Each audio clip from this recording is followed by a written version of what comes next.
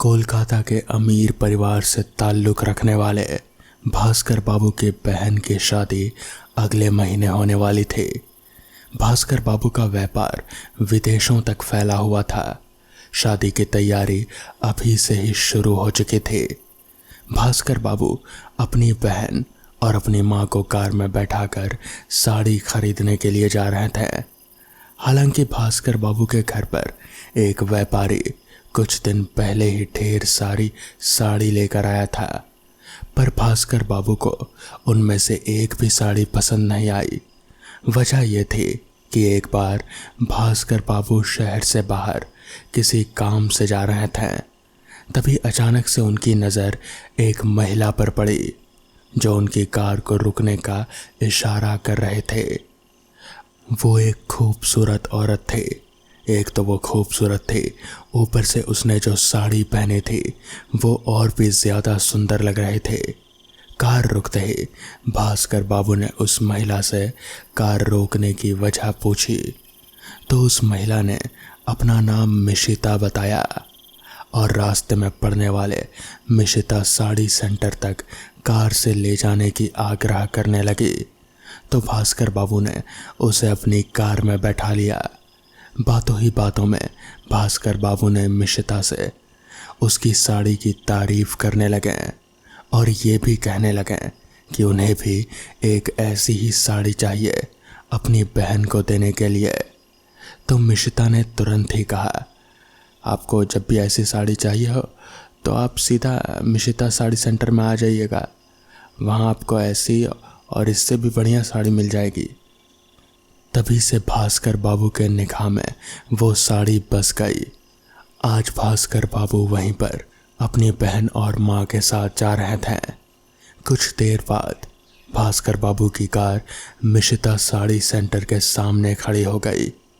गाड़ी खड़ी करते ही भास्कर बाबू की नज़र मिशिता पर पड़ी। मिशिता मुस्कुराते हुए उन तीनों का स्वागत करती है और सबको साड़ी दिखाती है। साथ ही साथ ये भी कहती है, ये दुकान मेरे दादाजी ने खोली थी, तब से ये दुकान है। भास्कर बाबू मिशिता की बात सुनकर खुश होते हैं। भास्कर बाबू कहते हैं, आपकी दुकान में तो काफ़ी सारी साड़ियाँ हैं और ये सारी की सारी बहुत खूबसूरत लग रही हैं।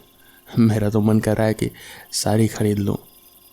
इसके बाद भास्कर बाबू और मिशिता के बीच कुछ और बातें हुई, जिसके बाद भास्कर बाबू ने कहा, ऐसा है मिशिता कि आप मुझे ये सामने वाली सारी की सारी ये जो 20 साड़ी है ना, ये सारी पैक कर दीजिए।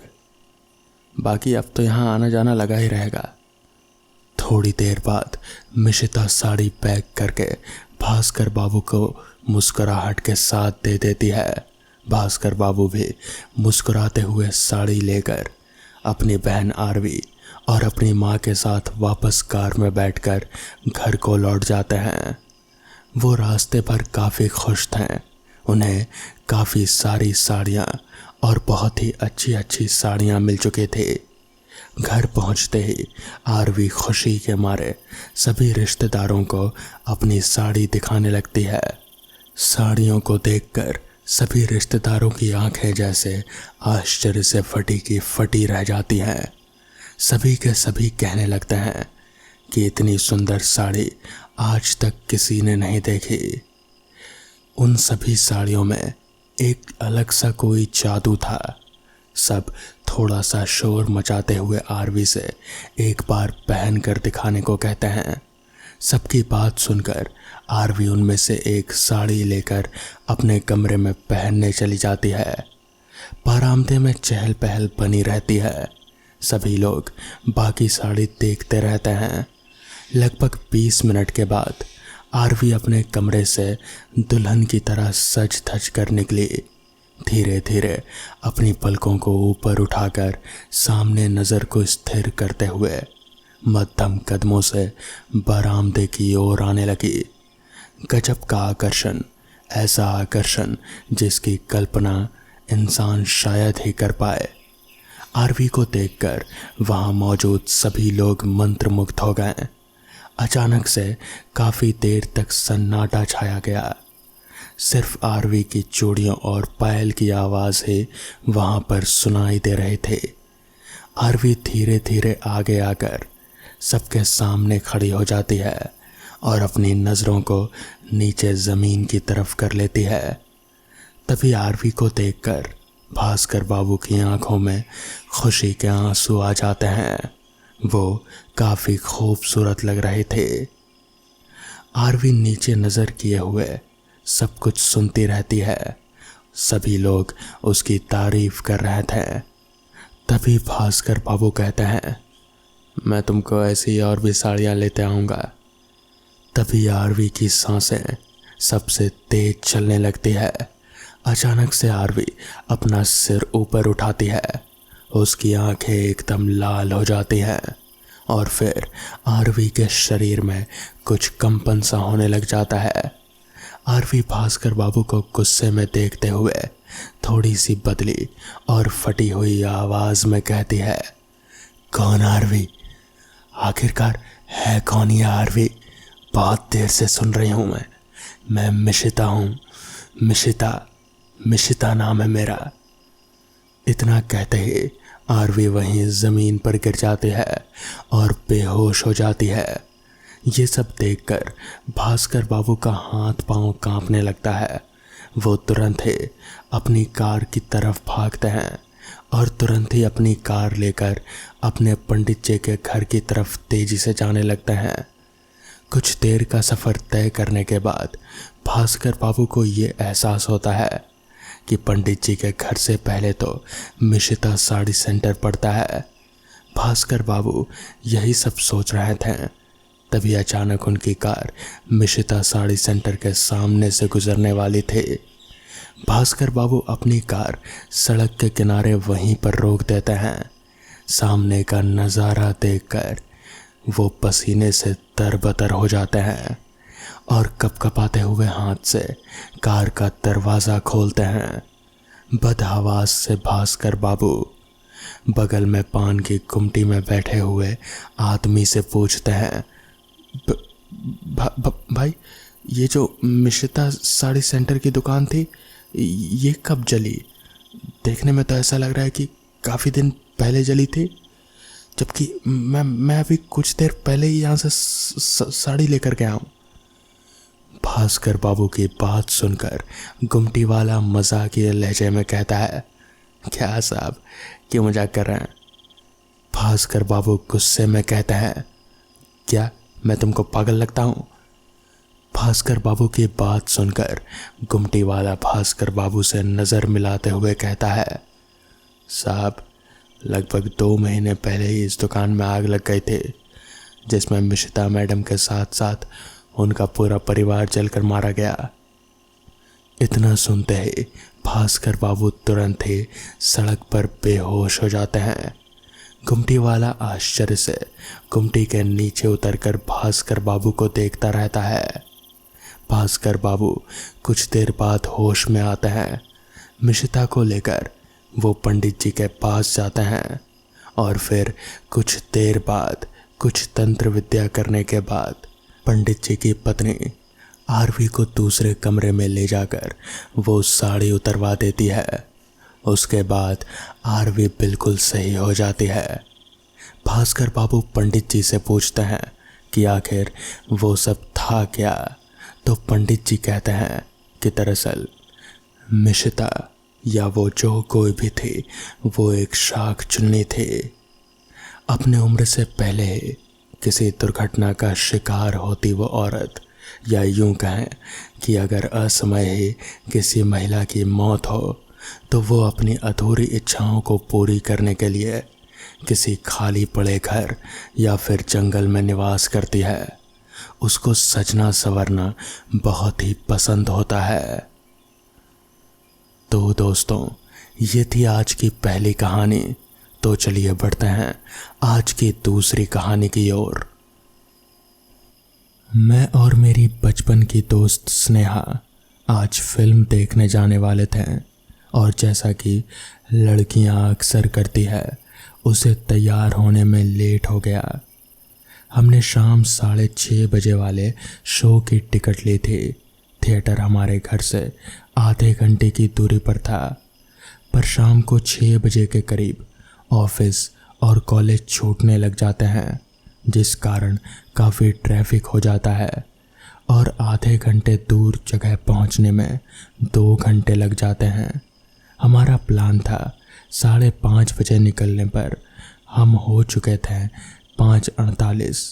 हमने बस पकड़ी पर देखा कि ट्रैफिक बहुत ज़्यादा बढ़ने लग गया था, जिससे हमने अनुमान लगाया कि हमारी फिल्म के लिए काफ़ी लेट हो जाएंगे। तब स्नेहा ने कहा कि चलकर अगर जाएं तो हम 6:30 बजे से पहले पहुंच सकते हैं। स्नेहा बचपन से ही साहसी और चंचल किस्म की थी और मुझे उसे कुछ ऐसे प्लान की ही उम्मीद थी। वो ये बोलकर सीधे दौड़ पड़ी। बस से उतरकर मैं भी उसके पीछे भाग लिया। उसने बताया कि उसे कुछ गलियां मालूम है जहां से निकलने पर उनका समय बच सकता है, पर वो गलियां बस्ती से होकर गुजरती है जहां ज़्यादातर मज़दूर लोग रहते हैं। वहां गुंडे, चरसी और शराबी सभी तरह के लोग मिल जाएंगे और इसलिए मैं वहां जाने के खिलाफ था। फिर भी वो नहीं मानी और भागती हुई चली गई। मैं भी उसका पीछा करने लगा। वो गली काफ़ी संकरी थी, सिर्फ एक आदमी के आने जाने की जगह थी। साथ ही वहाँ अंधेरा भी था और वो गली सुनसान भी थी। मुझे डर लगने लगा कि कहीं कोई गुंडा अचानक से हम पर हमला न कर दे, पर स्नेहा के चेहरे पर डर का कोई भाव नहीं था, बल्कि उसे तो मज़ा आ रहा था। यूं ही हम अंदर जाते गए और हमें सामने एक चौराहा दिखा। तभी हमारे दाईं ओर वाली गली से एक औरत, जो कि फटे पुराने कपड़े पहने हुए थी और पागल सी लग रही थी, उसे देखकर मैं एकदम से चौंक गया। फिर वो हमारे सामने आकर खड़ी हो गई और बोली, तुम दोनों उस पीले फूल वाले पेड़ से उससे दूर रहना। वो जो सफ़ेद इमारत के पास है वहाँ बिल्कुल मत जाना, वरना बुरा हाल होगा। और फिर वो हंसते हुए पागलों की तरह बाईं वाली गली में कहीं गायब हो गई।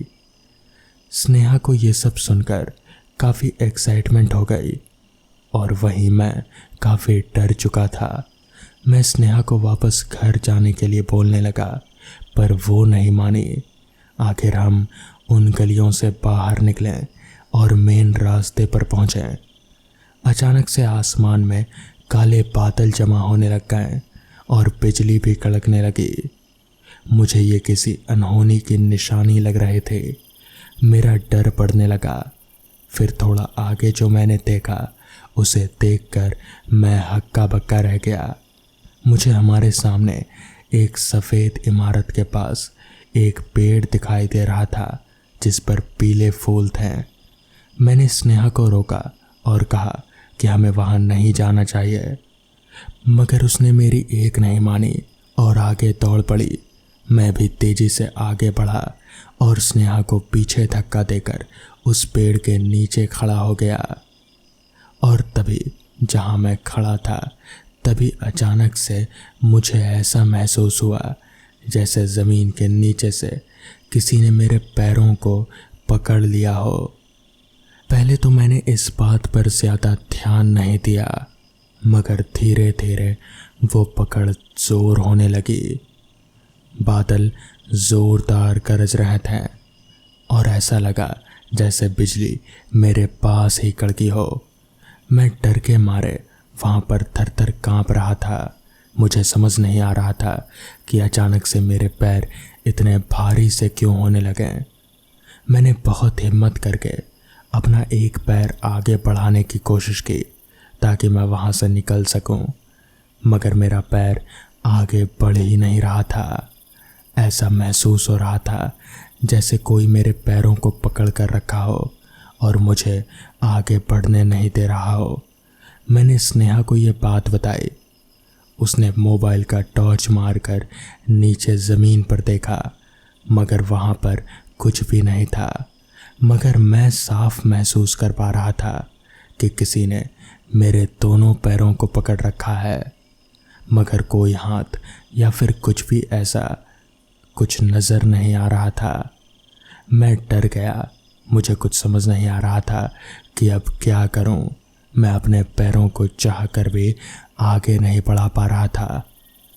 तभी वो हाथ जिन्होंने मेरे दोनों पैरों को पकड़ रखा था, जो कि दिख नहीं रहे थे, उन्हीं हाथों ने मुझे एकदम से ज़मीन पर पटक दिया और फिर मुझे घसीटता हुआ उस सफ़ेद इमारत के भीतर ले जाने लगा।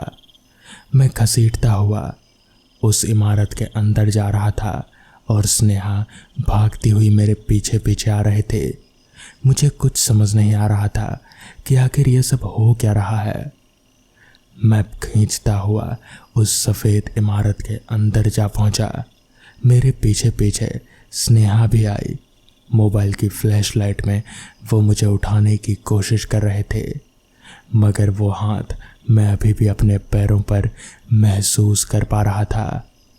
तभी मुझे ध्यान आया, मेरी माँ ने बताया था कि अगर ऐसी कोई सिचुएशन हो जाए तो फिर एक ही काम करना। तो मैंने वही किया। मैंने ज़ोर ज़ोर से हनुमान चालीसा का पाठ करना शुरू कर दिया और मेरे ऐसा करते ही मैंने महसूस किया कि वो हाथों की पकड़ मेरे पैरों पर से धीमी होती जा रही है। धीरे धीरे वो हाथ ऐसा महसूस हुआ जैसे उन्होंने मेरे पैरों को छोड़ दिया हो, जिसके बाद मैं उठा और फिर हम दोनों भागते हुए उस इमारत से दूर जा खड़े हुए। वो सब क्या था मैं कुछ भी समझ नहीं पाया, मगर वो जो कुछ भी था मामूली तो नहीं था। तो दोस्तों, ये थी आज की दूसरी कहानी। तो चलिए बढ़ते हैं आज की तीसरी कहानी की ओर। ये कहानी मेरे एक दोस्त की है। उसके मुताबिक वो आज से करीब 5 साल पहले एक गांव में गया था। दरअसल वहाँ पर उसे एक काम मिला था। एक ज़मींदार की बहुत पुरानी हवेली थी। उसे बस उस हवेली की पहरेदारी करनी थी रात के वक्त। ज़रूरी ये था कि उस हवेली में बहुत सारी महंगी चीज़ें बहुत ही पुरानी और कीमती थीं। वो चीज़ें कहीं चोरी ना हो जाए, बस उसे यही देखना था। हवेली के बाहर एक छोटा सा बेंच लगा हुआ था। वहीं पर बैठकर उसे रात भर हवेली की पहरेदारी करनी थी। बस यही काम था और इस काम के लिए उसे काफ़ी अच्छे पैसे भी मिलने वाले थे। तो इस पर मेरा दोस्त तैयार हो गया। उसका नाम रवि था। रवि को ऐसे काम की ही तलाश थी जहाँ बस उसे बैठकर एक चीज़ को ही देखते रहना था। कोई ज़्यादा मेहनत नहीं, बस रात भर जागना ही तो था। उसमें भी अगर बीच में एक आध झपकी ले भी ली तो क्या ही जाएगा। यही सोचकर उसने वो काम चुन लिया। काम पर उसका वो पहला दिन था, यानी कि पहली रात। वो रात कुछ अजीब सी थी। सनसनाती हवाएं चल रही थी। माहौल कुछ अजीब सा था। आसमान पर बादल थे, किसी भी पल बारिश आ सकते थे। वो इसके लिए पहले से ही तैयार था, इसीलिए तो वो अपने साथ में छाता भी लेकर आया था। वो वहाँ पर बैठा बैठा उस हवेली को चारों तरफ से देखे जा रहा था। हवेली काफ़ी पुरानी सी मालूम पड़ रहे थे। उस अंधेरे में भी पता नहीं क्यों वो हवेली जैसे चमक से रहे थे। एक अजीब सी रोशनी थी वहाँ। खैर, वो काफ़ी पुरानी और बहुत ही कीमती मालूम पड़ रहे थे। उसके अंदर भी काफ़ी कीमती सामान है, ऐसा उसके मालिक ने कहा था रवि को। रवि सोच में पड़ गया कि आखिर ऐसा कौन सा कीमती सामान है कि उसे एक चौकीदार को रखना पड़ा। और अगर इतना ही कीमती सामान है तो वो मालिक खुद इस हवेली में क्यों नहीं रहता। यही सोचकर रवि के दिमाग में कुछ ना कुछ आइडिया आ रहा था। उसने सोचा क्यों ना एक बार इस हवेली के अंदर जाकर देखा जाए, पता नहीं इसके अंदर क्या है। यही उत्सुकता उसे खाए जा रहे थे। वो अपना टॉर्च लेकर उठा। छाता उसने वहीं बेंच पर ही छोड़ दिया और वो उस हवेली की तरफ आगे बढ़ने लगा। टॉर्च की रोशनी में वो हवेली काफ़ी चमक से रहे थे। वो उस हवेली के टूटे हुए मेन दरवाजे को सरकाकर अंदर दाखिल हुआ। उसके अंदर भी एक और दरवाज़ा था जिसके बाद ही वो हवेली में दाखिल हो सकता था। वो उस दरवाजे के पास जाकर खड़ा हो गया। उसने देखा कि बाहर कोई ताला नहीं लगा है। उसे हैरानी हुई कि अगर इतना ही कीमती सामान है तो फिर बाहर एक ताला क्यों नहीं लगवाया। खैर, उसने दरवाजे को सरकाकर हवेली के अंदर अपना पहला कदम रखा। हवेली के अंदर कदम रखते ही उसे ऐसा महसूस हुआ कि जैसे उसके कानों में किसी ने फुसफुसा कर कुछ कहा हो। वो एक पल के लिए सोच में पड़ गया, मगर फिर उसने सोचा कि जब इतनी दूर आ ही गया है तो क्यों ना हवेली के अंदर भी जाया जाए। तो वो हवेली के अंदर घुस गया। हवेली के अंदर टॉर्च की रोशनी में कुछ भी साफ साफ नज़र नहीं आ रहा था क्योंकि वहाँ काफ़ी ज़्यादा अंधेरा था। खैर, वो टॉर्च घुमाकर इधर उधर देखने लगा। वहाँ पर कुछ चीज़ें थी, पुराने सोफ़े, कुछ तस्वीरें और कुछ कलाकृतियाँ भी। रवि ने सोचा कि बेशक ये बहुत महंगी होंगी, इसीलिए तो मालिक ने मुझे यहाँ पर रखा है इनकी देखभाल करने को।